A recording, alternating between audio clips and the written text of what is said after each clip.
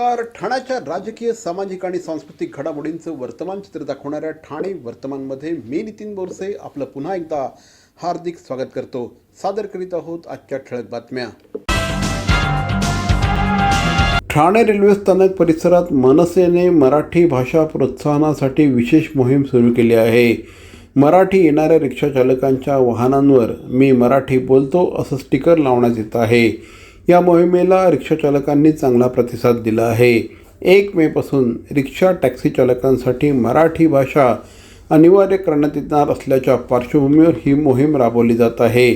काही संघटनांनी या निर्णयाला विरोध दर्शवला असला तरी मनसेने मात्र ठाम भूमिका घेतली आहे. या मोहिमेमुळे मराठी भाषेबाबत जागरूकता वाढवण्याचा प्रयत्न केला जात आहे. श्री अविनाश जाधव, रवींद्र मोरे यांच्यासह मनसेच्या कार्यकर्त्यांनी ही मोहीम राबवली आहे. हे ठाण्यामध्ये सगळीकडे तुम्हाला माहिती आहे, हे हा नियम जुना आहे, हा का आत्ताचा नियम नाही आहे. ज्यावेळेला हे बॅच काढायला जातात त्यावेळेला आहे ना, मराठी येतं की नाही बघितल्यानंतरच त्यांना तो बॅच दिला जातो. परंतु आता हे काय जे राजकारण चाललं आहे हे काही ठराविक पक्षाची लोक हे करत आहेत. ती सन्माननीय हे परिवहन मंत्री आपले प्रताप सरनाईक साहेबांचं अभिनंदन करेल, त्याचे आभार मानेल की त्यांनी आहे तो कायदा त्यांनी लोकांना सांगितला आणि त्यानंतर हा जो गदारोळ चाललाय. राजसाहेब तर किती वर्ष बोलत आहेत. आता जे इथेही कष्टकरी मंडळी आहेत, इथे सगळे परप्रांतीय वगैरे आहेत, त्यांच्या बिचारांच्या मनात हे असलं काय राजकारण नाहीये. त्यांचे म्हणणं तेच आहे की आम्ही इथे पोट भरायला आलोय, आम्हाला भाषेत ना, आम्ही जर इथे आमची रोजीरोटी आहे तर इथली भाषा बोलली तर चुकीचं काय. आणि सगळे बोलतात. आम्ही त्यांना सांगितलंय आता रिक्षामध्ये जेव्हा एखादा कोण तुमचा पॅसेंजर बसतो त्याला बसल्या बसल्या नमस्कार, नमस्कार दादा, नमस्कार ताई, जो कोण असेल त्याला पहिला नमस्कार करा, त्यांनाही वाटेल. तर ते सगळ्यांची तयारी आहे. आजपर्यंत एवढी वर्ष ते आपला व्यवसाय ठाण्यात करतात. आमचे वाहतूक सेनेचे जिल्हाध्यक्ष आशिष डोके यांच्या माध्यमातून ही सगळी मंडळी करतात. माझ्या माहितीनुसार 5,000च्या वरती यांची सभासद होती आमची मनसेची. आणि याच्यात सर्व जाती धर्माची लोक आहेत. पण इथे कोणाचंच काही म्हणणं नाही आहे. पण काही ठराविक लोक हे जातीचं तेढ निर्माण करतायत आणि हे राजकारण करतायत. तर हे राजकारण त्यांना आम्ही इथे होऊ देणार नाही. इथे आमची ही सगळी मंडळी आहे, यांच्या सोबत आहोत. हे आमचे बंधू आहेत, आमचे भाऊ आहेत, यांच्याजवळ नको. पण जो कोण राजकारण करेल तर त्याला माहिती आहे मनसे कुठल्या पद्धतीत, त्याचा गाल आणि आमचा हात, त्या दोघांचा मिलाप नक्की होणार. हे आमच्या सोबत आहेत, त्यांच्यासाठी आम्ही पाहिजे त्या उतरू आणि त्यांना मदत करू. ठाण्यात काही शाळांकडून विशिष्ट दुकानातूनच गणवेश आणि शैक्षणिक साहित्य खरेदी करण्याची सक्ती केली जात असल्याच्या विरोधात राष्ट्रवादी काँग्रेस शरद पवार गट आक्रमक झाला आहे. जिल्हाध्यक्ष मनोज प्रधान यांनी याला पालकांची लूटमार ठरवली आहे. शासनाने याविरोधात GR काढला असतानाही त्याची अंमलबजावणी होत नसल्याचा आरोप करण्यात आला आहे. शाळांकडून ठरवलेल्या दुकानांमध्ये साहित्य महाग मिळत असल्याने पालकांवर आर्थिक भार पडत आहे. पक्षाच्या वतीने सर्व शाळांना सक्ती न करण्याचं पत्र देण्यात आलं आहे. त्यानंतरही सक्ती सुरू राहिल्यास शाळांसमोर आंदोलन केलं जाईल असा इशारा राष्ट्रवादीने दिला आहे. माध्यमातून सांगण्यात आलेलं आहे की एकाच दुकानातून वही असतो, पुस्तक असो किंवा गणवेश हे खरेदी करू शकत नाही. परंतु येत्या काही दिवसांमध्ये आपण तर पाहिलं शाळा पुन्हा सुरू होणार आहे आणि अशा पद्धतीने एकाच दुकानातून खरेदी करण्यासाठी पालकांना जबरदस्ती केली जाणार आहे. मी आज प्रथमच तुम्हाला सांगू इच्छितो की शासनाचं अभिनंदन करण्यासाठी मी आज या ठिकाणी आलेलो आहे. 15 एप्रिलला एक नवीन GR ह्या महाराष्ट्र शासनाने काढला. खरं तर 13 ऑक्टोबर 2004ला गव्हर्नमेंटनी एक GR काढलेला. त्या GRमध्ये ते असं म्हणतात की कुठल्याही शाळा अमुक बूट एका ठिकाणी, अमुक पुस्तकं ह्या दुकानातनं, गणवेश ह्या दुकानातनं, असं कुठेही कंपल्शन करू शकत नाही. पण 22 वर्ष ह्याची कधी अंमलबजावणी झालीच नाही. वारंवार कार्यालयात बसलं असताना पालक यायचे आणि कंटिन्युअस आमच्याकडे कंप्लेंट्स व्हायच्या की साहेब ते ह्या दुकानातनं घ्यायला सांगतात, तिथे दुप्पट किंमत घेतात, लाईनीत उभं राहायला लागतं, सेम गणवेश बाजूच्या दुकानात मिळत असतानाही आम्हाला तिकडनं आम्ही घेऊ शकत नाही. म्हणजे ह्याच्यात लोकांचा टाईम जात होता पालकांचा आणि पैसे दुप्पट जात होते.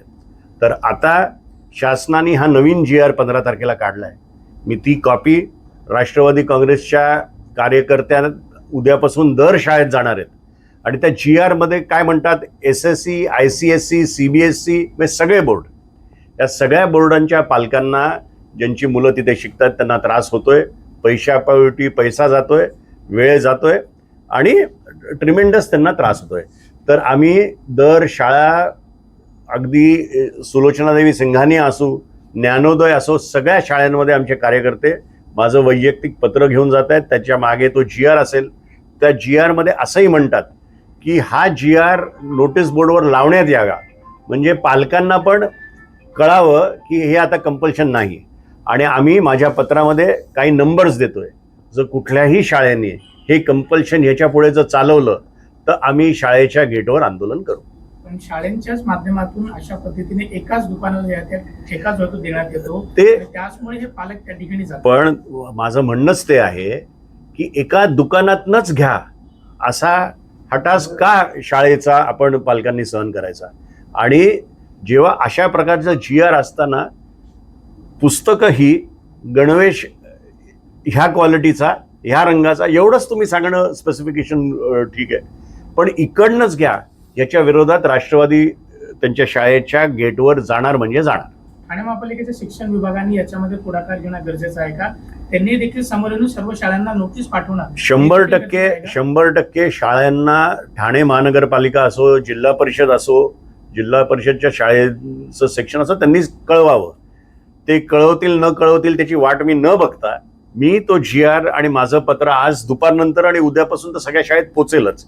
आणि ते त्या नोटीस बोर्डवर लावतील याची पण शाश्वती आम्ही घेऊ. सगळ्या शाळेतले पालक पण आमच्याबरोबर आहेत.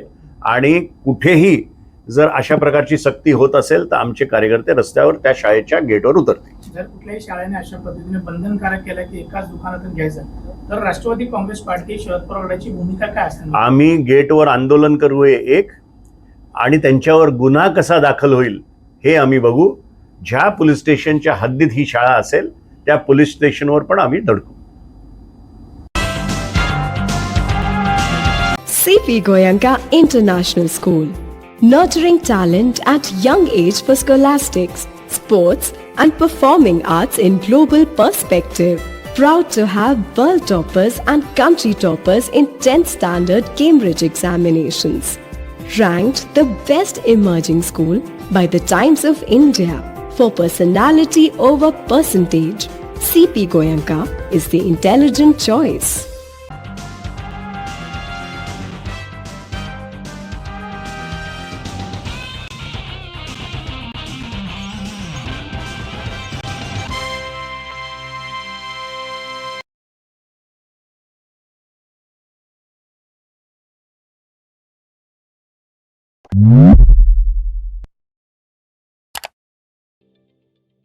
ठाणे महानगरपालिकेचे मालमत्ता कर म्हणजेच प्रॉपर्टी टॅक्स भरण्याचे आवाहन.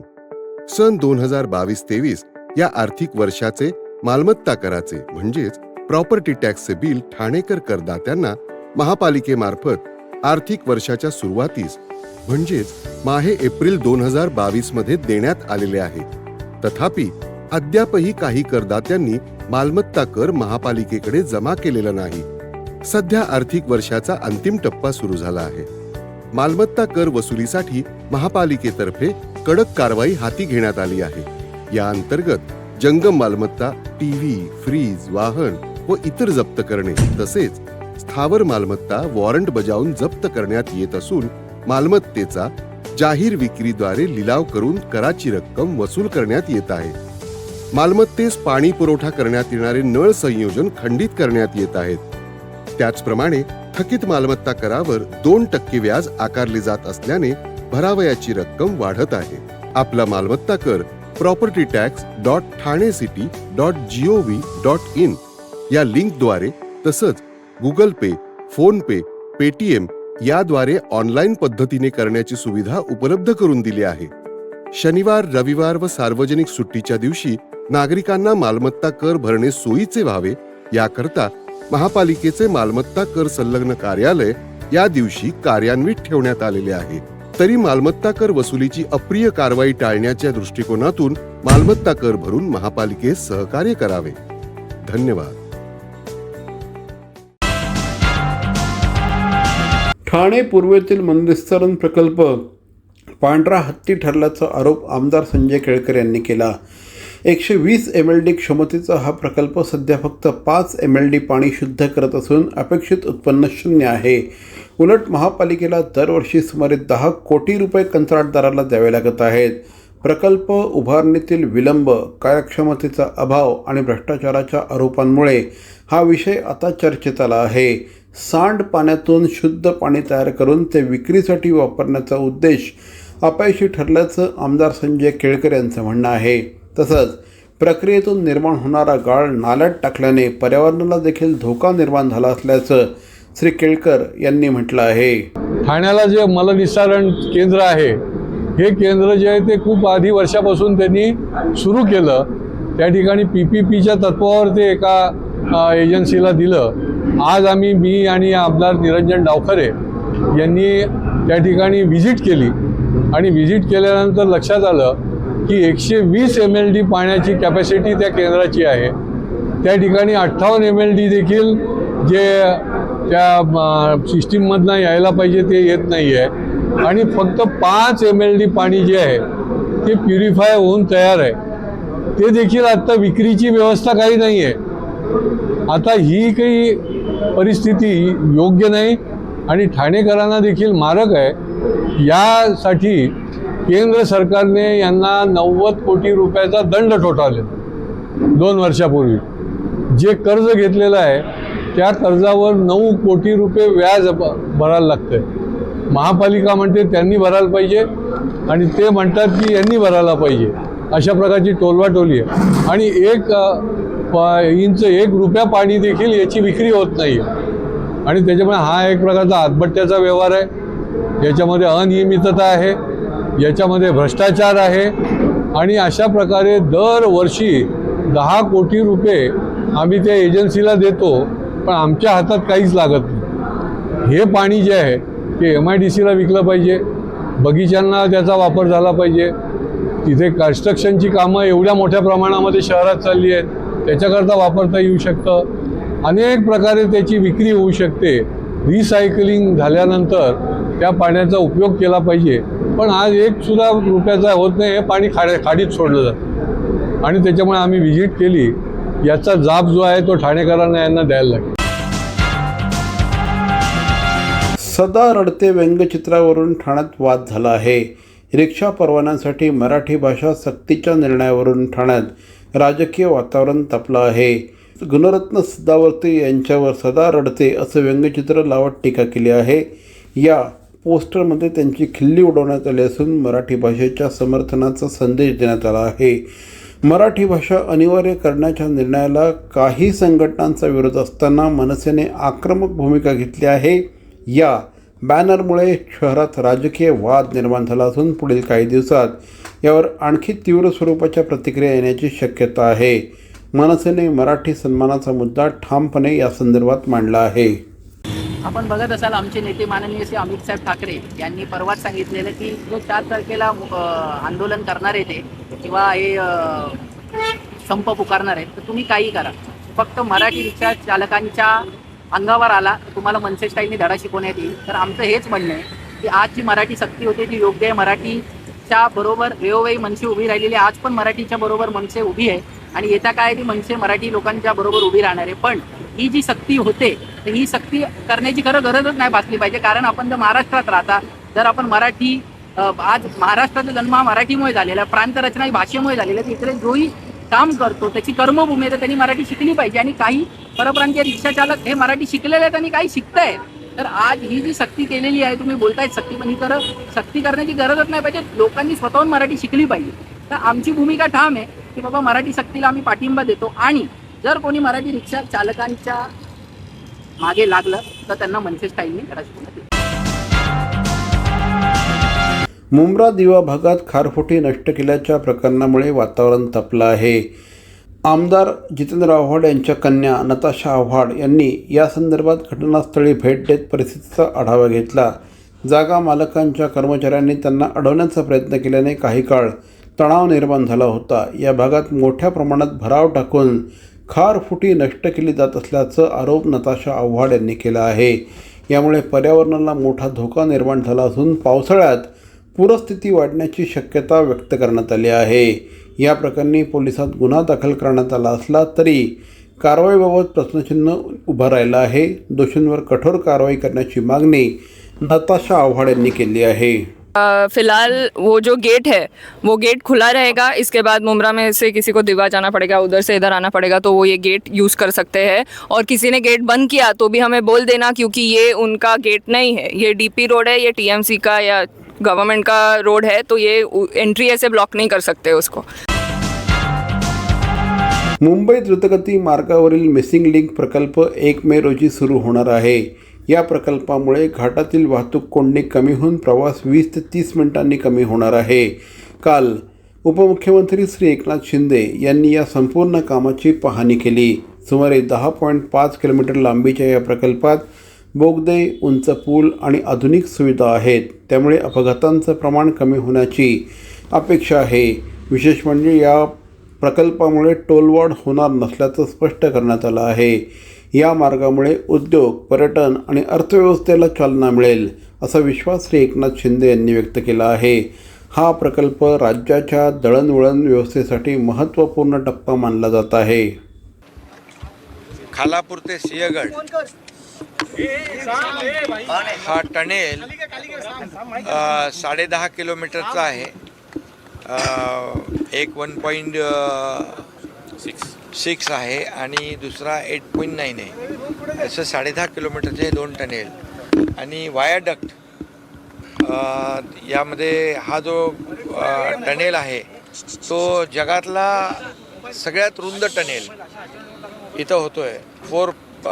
4+4 आणि एक लेन आहे ती इमर्जन्सी लेन आहे. आणि वायाडक्ट पण जो आहे तो भारतातला सगळ्यात उंच 182 मीटरचा आहे. त्यामुळे खऱ्या अर्थाने एक जर आपण पाहिलं तर हा एक आपण म्हणू तंत्रज्ञानाचा चमत्कार म्हणू आपण, इंजिनिअरिंग मार्वल, की अशा परिस्थितीमध्ये तिकडे जी व्हॅली आहे त्या टायगर व्हॅलीच ना, टायगर व्हॅलीमध्ये 182 मीटरचा उंच असा वायाडक्ट आहे. तिथे 70 किलोमीटरपेक्षा जास्ती वेगाने वारे वाहतात. तिथे पूर्णपणे धुकं असतं, पाऊस असतं, वादळ वारा असतो. अशा परिस्थितीमध्ये हा चॅलेंजिंग हा प्रकल्प आहे. आणि मी या ठिकाणी आज सर्व काम पूर्णपणे हा कंप्लीट टनेल आणि